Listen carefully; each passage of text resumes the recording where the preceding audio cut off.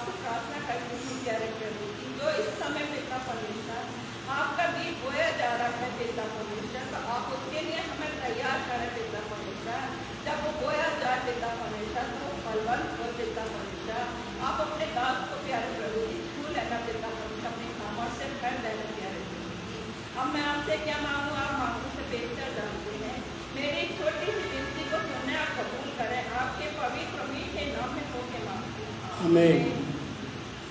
बैठिए, आप लोग बैठिए। आइए एक बार फिर से हम खुदा कलाम से पढ़ेंगे।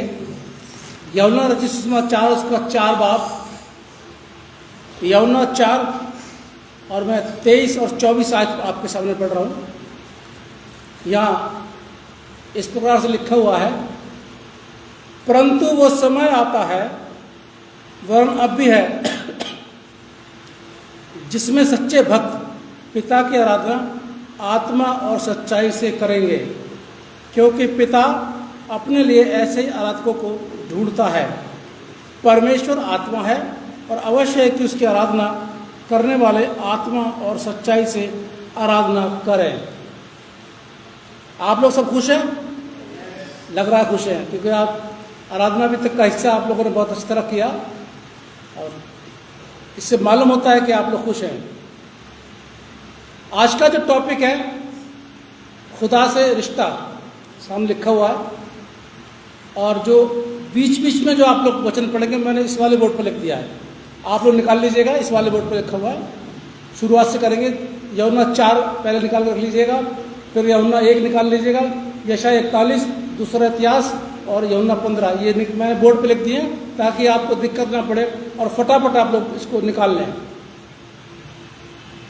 खुदा से हमारा क्या रिश्ता? मेरे 2 सवाल हैं आज, 2 सवाल।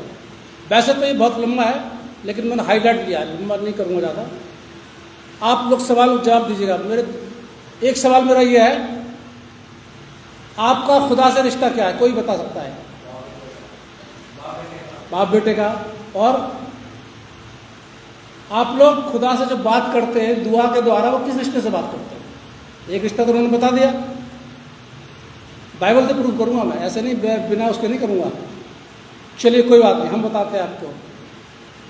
हमारे खुदा से रिश्ते हैं, एक रिश्ता नहीं है, रिश्ते, बहुवचन रिश्ते हैं।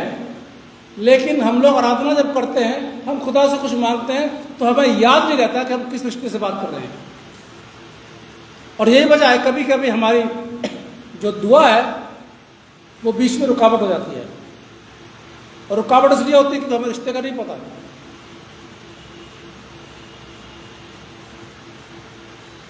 तो खुदा से रिश्ता भक्त और ईश्वर का पता है आपको? हम लोग कौन है? भक्त। और हम किसकी आराधना कर रहे हैं? खुदा की।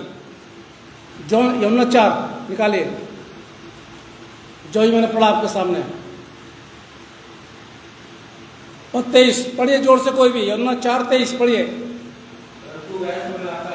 परंतु वह समय आता है, उस समय की घटना है कि सामरी स्त्री यीशु मसीह से बातचीत कर रही है, पानी के लिए बात कर रही है, मुझे पानी पिला दे। यीशु मसीह से पानी मांग रहे हैं, बात हो रही है। चेले वहां पर है नहीं, चेले गए वो खाना लेने के लिए। और बात करते करते यीशु मसीह आ गए 16 पद में, और यीशु ने उससे कहा, जा अपने पति को बुला के लिया। उसे कहती मेरा पति नहीं है। तो यीशु मसीह कहते हाँ मुझे मालूम है कि तू 5 पति कर चुकी है, और अभी जिसके साथ तू रह रही है वो भी तेरा पति नहीं है। फिर आगे चलते जाते हैं। उसके बाद वो 20 पद में लिखा हुआ है, हमारे बाप दादाओं ने इसी पहाड़ पर आराधना की, और तुम कहते हो कि ये जगह आराधना करने के लिए चाहिए। आगे बढ़ते जाते हैं, 21 पद में आते हैं। यीशु मसीह कहते हैं, नारी मेरी बात का विश्वास कर कि वो समय आता है कि तुम ना तो इस पहाड़ पर पिता की आराधना करोगे और ना यरूशलेम में। क्योंकि हम जिसको जानते नहीं है, हम जिसको जानते नहीं है उससे रिश्ता क्या जोड़ेंगे? क्या मांगेंगे? आपकी जिससे जान पहचान है आप उससे वार्तालाप करेंगे, अपने घर की, अपने जरूरतों की। और जिससे आपकी जान पहचान नहीं है उससे आप क्या करेंगे?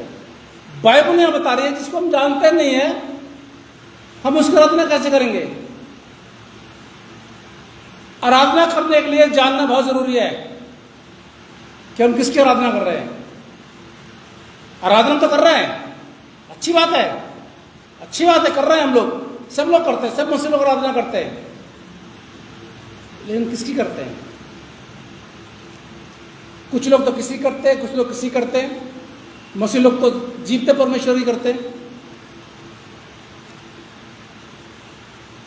आगे कहते हैं यीशु मसीह 22 पद, तुम जिसे नहीं जानते उसकी आराधना करते हो, और जिसे जानते हैं उसकी आराधना करते हो, क्योंकि उद्धार यहूदियों से है। क्लियर हो गई बात? फिर आगे वो कहते हैं, परंतु, अब पीछे की बात जो थी पद था वो चेंज हो गया, परंतु वो समय आता है, वरन अब भी है, जिससे शब्द क्या आया? भक्त। आ गया शब्द भक्त, बाइबल से क्लियर हो गया। भक्त, भक्त पिता की आराधना आत्मा और, जोर से फिर से क्लियर करिए, आराधना आत्मा और। अब सवाल, चर्चिस में क्या आराधना आत्मा सच्चाई से होती है? आप लोग सुनते रहते, देखते रहते हैं, क्या चर्चिस में मसीह लोग आत्मा और सच्चाई से आराधना करते हैं खुदा की?